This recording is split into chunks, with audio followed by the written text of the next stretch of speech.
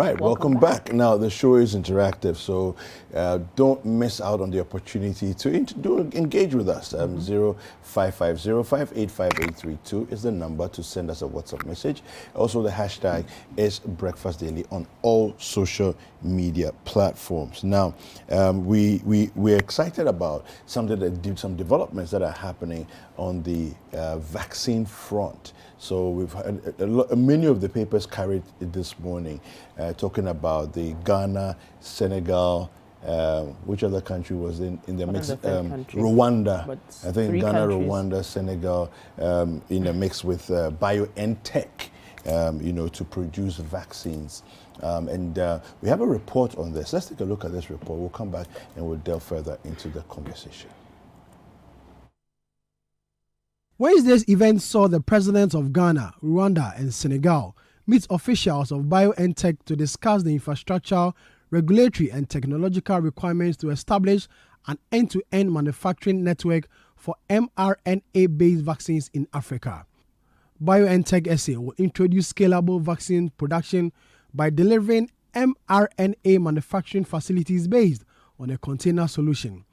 The BioAntenna, which will be the manufacturing facility, will be equipped to manufacture a range of mRNA-based approved or authorized vaccines targeted at the needs of people in the African Union member states, like biotech's COVID-19 vaccines and its malaria and tuberculosis vaccine. Now, speaking at the event, President Akufo-Addo indicated that the meeting marked an important step in the manufacturing of vaccines in Africa. Far from viewing the pandemic as a disaster before which we are powerless, we must embrace fully the lessons it teaches us, as well as the direction to which it is pointing us. In particular, for us in Africa, it has given us a good sense of how important it is to strengthen our unity and solidarity, and has provided us with the motivation, if any were needed, to be self-reliant. Whilst applauding the COVAX, AU, and AVATT in COVID-19 vaccine supply initiatives, we're nevertheless venturing into vaccine development and manufacturing with Ghana, Rwanda, and Senegal determined to become vaccine manufacturing hubs in sub-Saharan Africa. We want to achieve self-sufficiency in vaccine production to meet future national, regional, and continental needs for health security. The president also announced that the Vaccine Manufacturing Committee, which was set up by his administration during the peak of the COVID-19 pandemic, will be upgraded into a National Vaccine Manufacturing Institute that will see to the mass production of vaccines in Ghana. Last year, I commissioned in Ghana a Vaccine Manufacturing Committee, which will soon be transformed by Act of Parliament into a National Vaccine Institute, to which we've committed $25 million in the vaccine production enterprise to coordinate and facilitate the capacity of domestic pharmaceutical companies to fill, finish, and package mRNA, COVID-19, and other vaccines. The Institute will help forge bilateral and multilateral partnerships for vaccine deployment and manufacturing in areas of funding, clinical trials, technology transfer, human capital development, licensing, and assignments of intellectual property rights.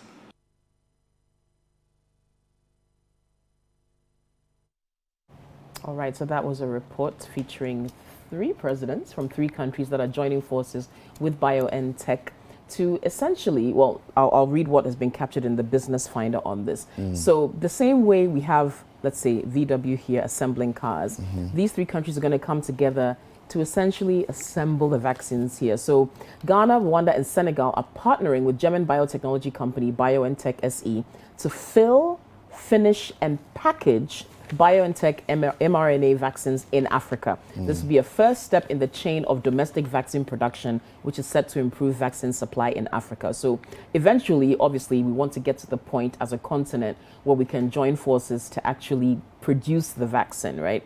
But for now, it will be, again, fill, finish, and package the vaccine for the continent. Now, this was announced at the meeting yesterday in Marburg, where the president, our president, Nana Akufo-Addo, with Presidents Macky Sall and Paul Kagame of Senegal and Rwanda, witnessed the presentation of the modular production facility solution for the production of vaccines in Africa. So they're calling it a BioNTainer.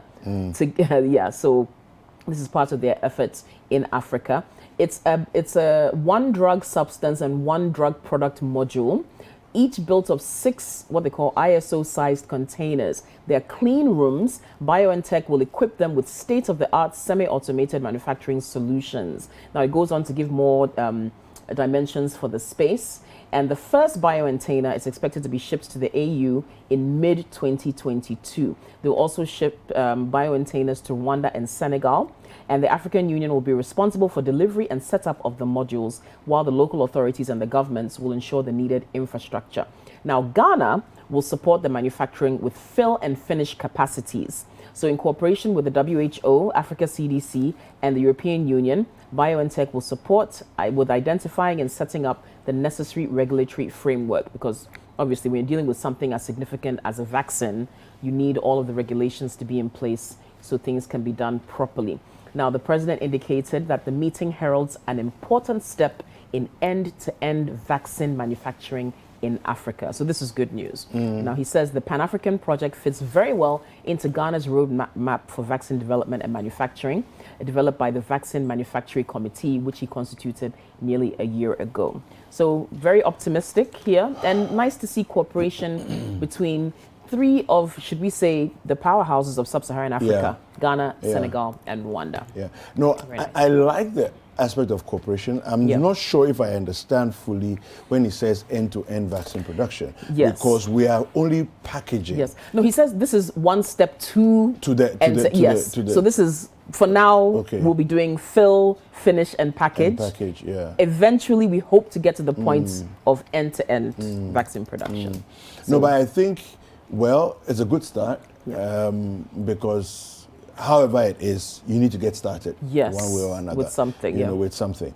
I think that considering how long Noguchi, Wagbep, and so on have been around in this country, CSIR and all of that, I think that we are late to the game, Of course, I also know that there's all the various vaccine politics that are happening globally with the big pharmaceuticals and all of that. So again, it's a good start, so that at least even if it's not we ourselves doing it, we are hanging out with one of the big players in the market, to get started on this.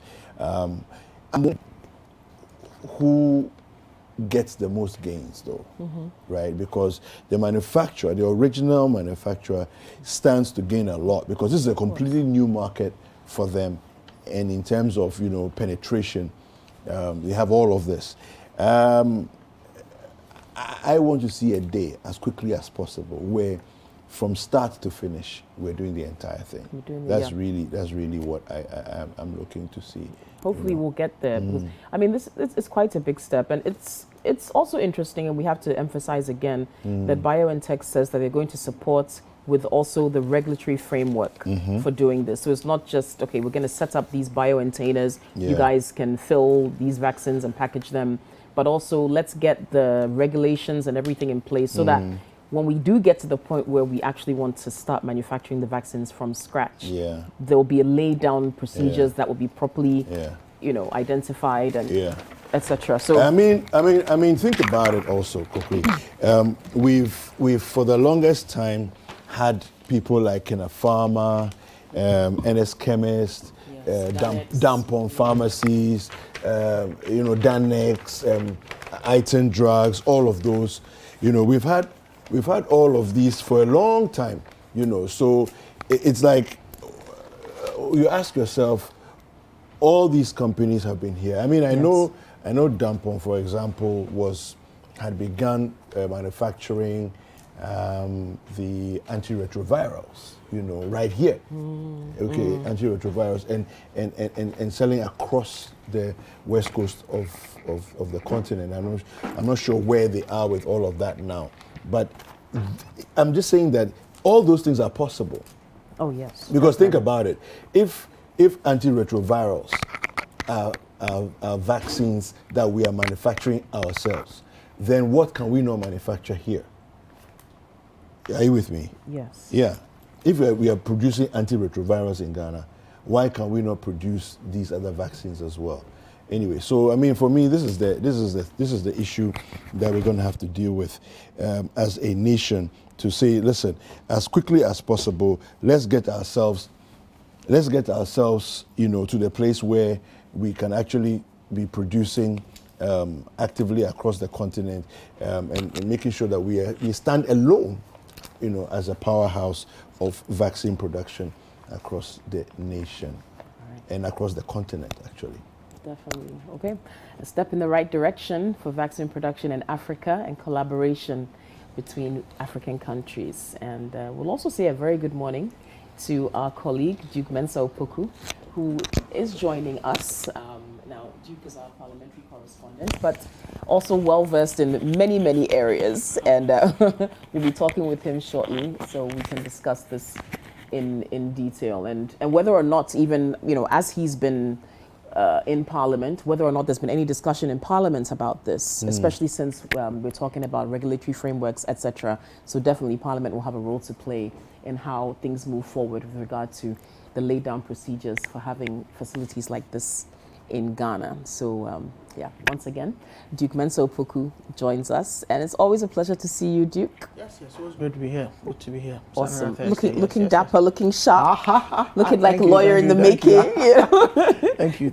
You're welcome. Thank you. All right. Yeah. So, what do you make of this news? Looks like we'll be assembling vaccines, so to speak. At least a significant portion of the vaccine production chain could be done right here on the continent of Africa. Yeah. Your reaction to this? I think that, first of all, it's instructive to note that one of the things that this pandemic and the disruption of global supply chains, what it taught the world and the entire globe, is the fact that in all things, look to yourself first. Self-reliance. Yeah. Very important lesson it taught the whole world. Yes. About self-reliance and how we need to be able to produce as much as possible inward to feed ourselves. And because at a point in time, with lockdowns, with disruption in global supply chains, with the so-called developed world, finding it even difficult to distribute stuff because of lockdown. When you went into the supermarkets in Europe and all you could find was tissue paper and nothing else, it became, it right in front of the reality. A lot of people got faced, a lot of countries got faced with that reality, with the stark reality that if you do not begin to produce some of these things yourself, you're going to be in trouble. And for many, and I think for the country, Ghana's government decided to, do a lot more, and in fact, began with the production of PPEs, local PPEs for the nose masks, the fabric type, and even PPEs, overalls for workers and the rest. Well, a lot of people didn't even know that we had that capacity to do that. But because of COVID, we found out that. Let's come to the vaccines. We thank God that and probably if you go into the history books and you check, it should be one of the fastest developed, was developed in record time, this vaccine. And I think it's BioNTech. They are the first people to have gone. That's the people we are partnering with. Before AstraZeneca, they were going neck to neck before, Pfizer, but then BioNTech got that. But in the development and the distribution of the vaccines, what has made it very important for us in Africa to have local capacity, for me, is what happened in India. At the height of India's pandemic, under the COVAX facility, and COVAX is like countries that do not need help. Let us do some form of pooling. America says I donate 5 million doses. UK says I donate 3 million, 200,000, 500,000. We put everything together and distribute to these countries that have shown capacity that they can manage this pandemic and also have the facilities to be able to keep these, vaccines so that they don't, cold chain and all of that, to be able to keep it, right? Now, that was AstraZeneca. A lot of the under COVAX was mainly AstraZeneca. And then India's pandemic just hit the roof after that Hindi festival. A lot of people were dying, it was so sad seeing them. People had to, there were no places, and that Indian government had to pass a law, make a policy that until we deal with our pandemic, we are not exporting AstraZeneca. And if you know India, over the years, they've been able to build themselves as the hub, international hub for the production of medicines, not just any, most of the, even the drugs that are assembled here, they are brought in from India. So that really hits the world hard, because this AstraZeneca that a lot of people got, and at a point, that's what the Ghana government was even in a fix. I mean, because a lot of people are taking the first jab of AstraZeneca. They were not getting the second one because of a policy decision that had been made in India. Imagine if at that time we had this plant and we're producing here. That wouldn't have been a problem at all. A lot of people, thankfully, we are told that medically, it's not so much of an atrocity or so bad to take the first jab and there's a prolonged period. At first, we were told it was supposed to be 3 or 4 weeks before you take that. But later, they found out that it doesn't really matter. You can go for as long as possible and then get it and take the second one later. Imagine if they had medical consequences. The number of people who would have been in serious danger because they've taken the first and couldn't get the second dose. Through no fault of anybody. And it was a sensible policy. Any country, any president in the shoes of, or any prime minister in the shoes of Narendra Modi would have taken that decision that, hey, we are the ones who are producing it. Why should we be dying when we are exporting to the rest of the world? So I think that was a very critical moment, watershed moment, a seminal moment in global, vaccine history and politics, to the point that they then decided that we are not taking that out. So for me, it's good. It's refreshing that we are getting that. I think the commitment made by government to set up this committee, led by Professor Frimpong Boateng, to look into the development of a local vaccine, at least we've seen some fruits. We've seen that policy measure is bearing some fruits, which we are seeing. But it's not enough that we'll be assembling it here. We should get to the point where we would produce everything here, right from scratch. We have the resources, we have the thinkers, we have the technical expertise, the brains. Those are Noguchi, those are KCCR. We have all of that, and we've proven that we can do this. So for me, it's very important that we are starting on this scale, but there must be a deliberate policy of technology transfer in this. Of course, definitely. Yes, very, very deliberate policy, so that those who are doing that, we have our scientists, we have our researchers who have done a lot of work. So they should just partner with them, get together with them, and get and ensure that we can produce everything from scratch. It's a good start, but we shouldn't end there. We should do definitely. But Duke, I actually even think that we are at a place where, so for example, I know that Dampon pharmacies, for example, pharmaceuticals, for example, produce antiretrovirals in Ghana, right? I also know that WACBIP, for example, did their genome sequencing and that. So in terms of capacity to do very, very detailed micro level work, we have it already. Do you see? So it's really a matter of maybe the patents or whatever that we need to be able to actually do production. It's important, and it's important, but we shouldn't lose sight of the fact that this is not all about medicine and pharmacology. There's also a lot of politics involved. To the extent that now, to the extent that now there are countries that do not accept vaccines from certain manufacturers because they think they will kill. And of course, Big Pharma has made a lot of money from this. Money is the other part of it. Yes. Big Pharma has really cashed in on this, on the pandemic, And everybody, apart from all the humanitarian part, apart from the public health aspect, of course, the capitalists are all around. They want to cash in on such a thing. So it's important. I'm sure that, if all of a sudden we try to produce our own form of vaccines here because of our place in the world, let's not shy away from it. Africa is looked at from a certain, people look at us with the corner of their eye, whether we like it or not. So Africa, we do that, we start producing the vaccines, we start giving people jabs, and then they say your vaccine is not valid. If you travel elsewhere, it doesn't work. And what are we going to do? So for me, it's important that we begin this form of partnership, gain that credibility if we want, and do that in phases gradually to the point where your patents and the efficacy of your vaccine is accepted everywhere in the world.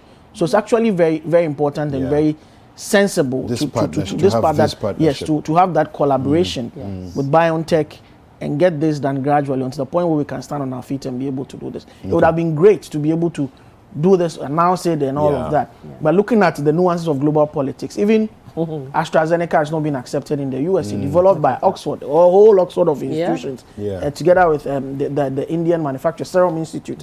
But it's still not been accepted in parts of the world because, of course, US has this Moderna, it has Johnson & Johnson, and the rest. They also want to. And the US will always, of course, always want to accept it. They so don't even want. As for Sputnik, they don't even want to hear about it. You know, and we'll get to Sputnik in a second. Yes, they don't want to hear because it's from Russia. And if you appreciate Cold War politics and there is all these, they don't want to have anything to do with that. So of course, I mean, even Russia and UK, how much more? We decide that we have developed COVID. That's the name of our vaccine. Who will accept COVID? You get the point, you know. So all of that nuance, it's actually a very sensible path that Africa, Ghana, Rwanda, and the others have decided to take for ourselves. Yes, so that gradually we can get to the point where we can do that. We can do that. So I'm looking at an update from, this is at 15th of February 2022 from the Ghana Health Service website. And we've administered 12,288,198 vaccines, vaccine doses so far. That's good. Now, it seems like a good number, but it's not saying 12 million people have been vaccinated. That's like the We've administered 12 million doses, which means those who are using the AstraZeneca, which is a double dose, you have to factor that in. So it's times, or it's divided by 2. I think they do that analysis as well. So we have the number of doses that have been fully vaccinated. Those are the fully vaccinated ones are the ones who have taken the AstraZeneca too. And then for those who are lucky to get the Johnson & Johnson, you take it once and then that's it. And there's even a new emerging category of those who have taken the boosters. Yes. No, but the question. Okay, so the question I've been asking is that, are they readily available? Can anybody walk in to go and get a booster? I witnessed it being dispensed in Parliament about a week or so ago. But Parliament are privileged people, so but I asked that question and I was told that there are centers, there are certain hospitals that if you go to that you want a booster vaccine, you can get it. That's what. But probably the Ghana Health Service is not making a lot of noise about it because they are much more focused on getting people to basic. You can't build something or nothing. So if you one of the requirements, if you go there, as the reason I couldn't take it was because at that point I didn't have my card. So they'll have to get your card, check it, scan it through their machines to find out indeed, because there are people who have cards who have not taken the vaccination. That's also going on. That's another issue. And people always catch it. That's also going on. Because of this vaccine mandate and the rest, people don't want to take it, but they have cards. They need the card they need to show that they have taken it, but they've not taken it.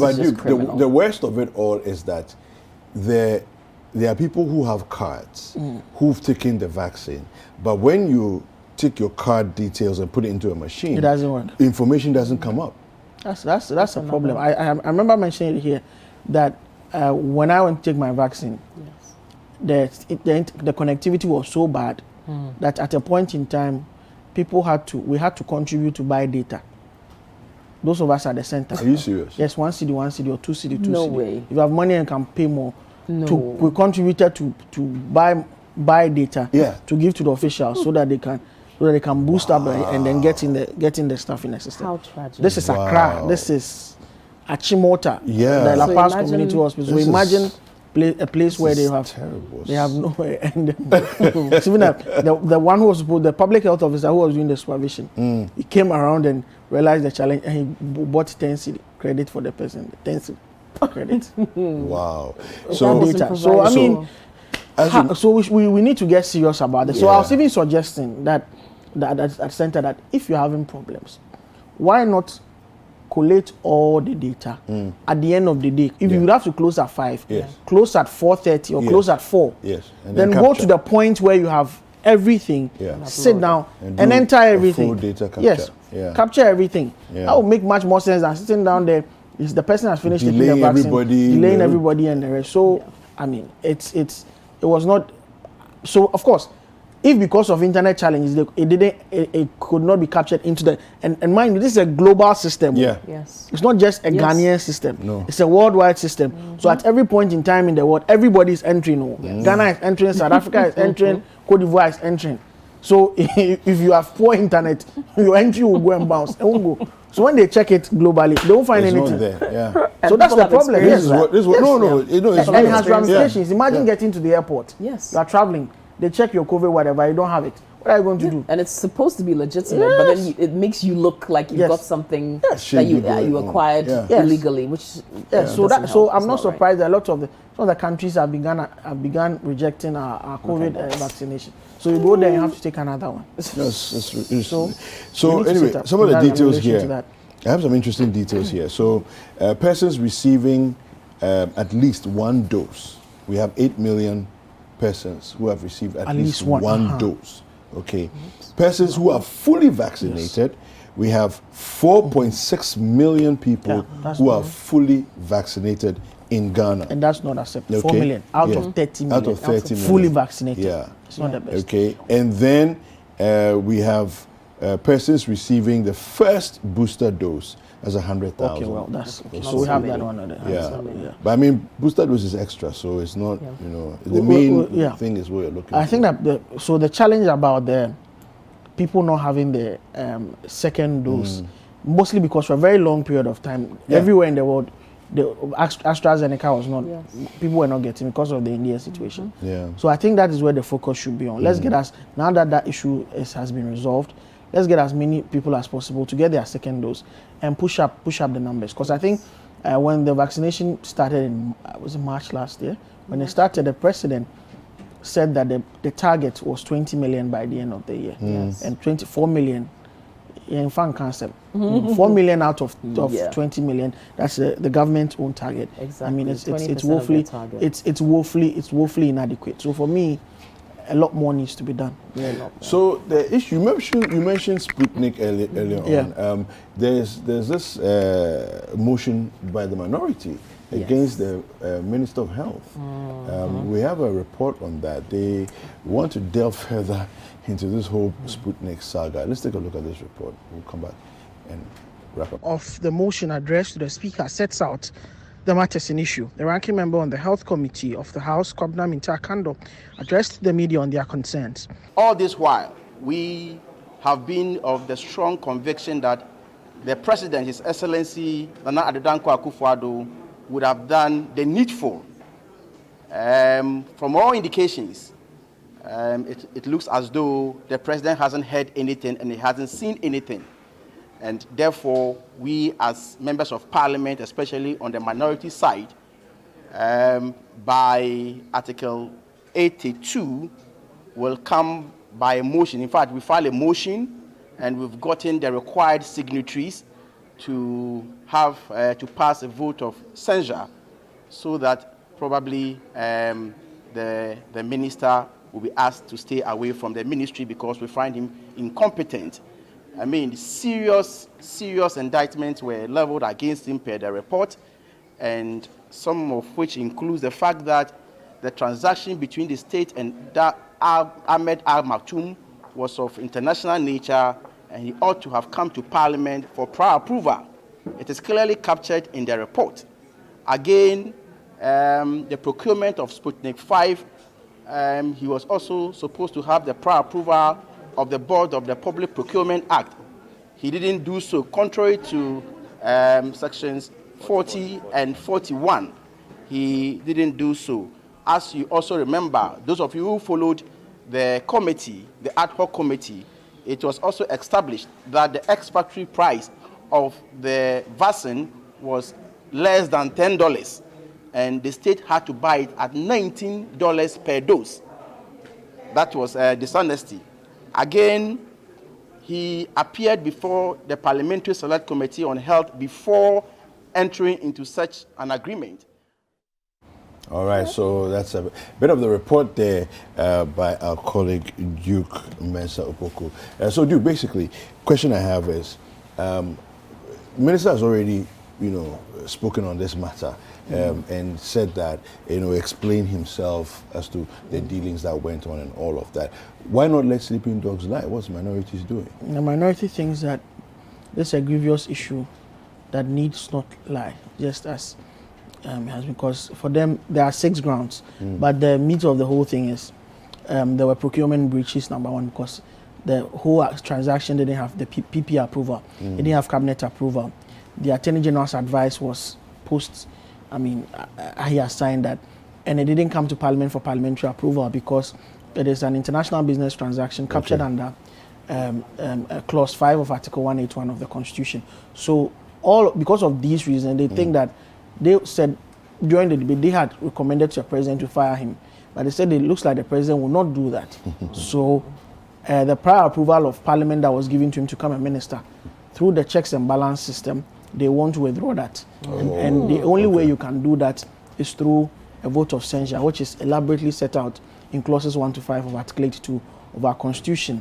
They need one third to begin the process. They have more than that. Instead of 92, they had 137 MPs signing it. But what, however, the motion will be taken. But to get this motion passed, they will need 183, which is 2/3. And that would mean getting more than 40 members from the majority to join to vote that their colleagues should be ousted from the position. Well, that's a difficulty. Very difficult. Well, let's see how it goes. Thank you, Duke. Always a pleasure having you, Duke.